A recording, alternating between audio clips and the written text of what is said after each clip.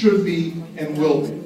And to me, one of the best ways of doing that is through your creative spirit, through your innovation, through your entrepreneurialism, through having the courage to take the whispers from angels, which are your dreams, which are your aspirations, which are your visions, is taking those whispers from angels and putting them to practice. And so what is great about programs like this is they're really helping to give you just a bit of tools, discipline, ways of approaching challenges, but the real fuel to being successful in programs like this is really your imagination, is really your creativity, is really your energy and your spirit. And so I know I come from a family where the women really dominated the family, and where the women really were the ones. Now my grandma to this day, my grandma lives in Vegas. I always go to Vegas to visit my grandma. I follow her around because she always knows the right slot machines to go to. But my grandmother was the investor in my family. And she's the one that took generation out of poverty through creative investing, entrepreneurialism.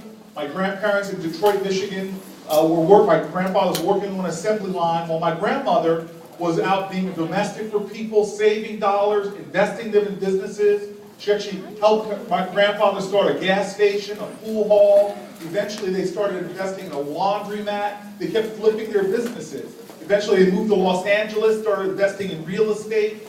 And eventually now she's living, as she says, in tall cotton. She's living a great life in Las Vegas, having retired herself, a very wealthy woman. And so this is the kind of ideals that I believe God wants for everybody. He wants us all to have life and have it more abundantly. Then more important than that, he doesn't want you just to be successful. He wants you to create wealth, opportunity, jobs, and possibilities for other people. And that's really what we need. That's the energy we need in this world more than ever. So I want to end with just one story, if I can. And then I'm going to get out of the way and let you all continue because I feel that my testosterone is not really welcome in this room.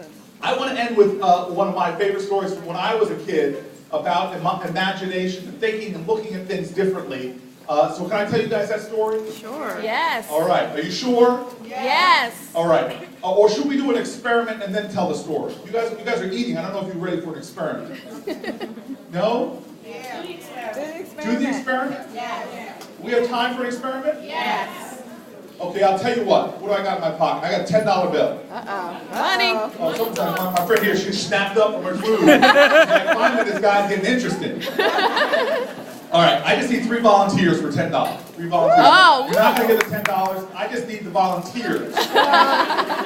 If you volunteer, you do not get $10.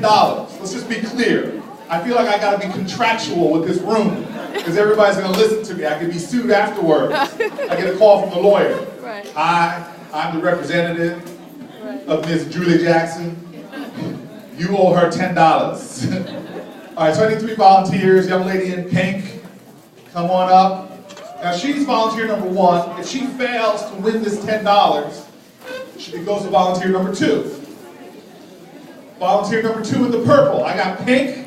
I got purple. I need yellow. Oh. Team pink, team purple, Has no idea. team yellow. No idea. All right, so we're gonna do a test. We're gonna do a simple little test, and it's gonna involve some legal liability because I need to have you stand up on this chair when we do this test. There's a legal liability here. If you fall off the chair, you can sue me and the entire city of Newark.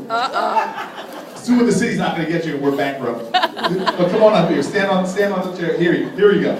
All right. So this is just basically a test my dad gave me when I was about your age. How old are you? 20? You're 11 years old. And your name is? Crystal. Is it Crystal or Cristal? Crystal. Your name is Crystal. It is not Cristal, people. Get that right. 11-year-old Crystal, where are you from? You're from West Orange? I love West Orange. It's one of my favorite of the oranges. Okay? You're Crystal from West Orange, and you are 11 years old. Crystal, do you have any friends or family here today? Shouting out her friends, Anaya and Sarah. Okay. Anaya and Sarah, you will get none of this money if Crystal wins it. She just loves you lots, but not enough to share her money. All right, so Crystal. Now this is a very simple math problem my dad gave me when I was young. Very simple math, okay? Now, there are three frogs sitting on a log. Can you see the frogs? Can you see the frog? Hold my hand and see the frogs. Can you see the frogs? Can you see it? That was your. Can you see the frogs? You can really see them? She said no. What color? See, that's why I love you, Crystal, because most people say green. I'm like, if it's your world, create frogs any color you want. Don't limit your imagination by what is. That's wonderful. These are some yellow frogs. Ugly frogs, but they're yellow.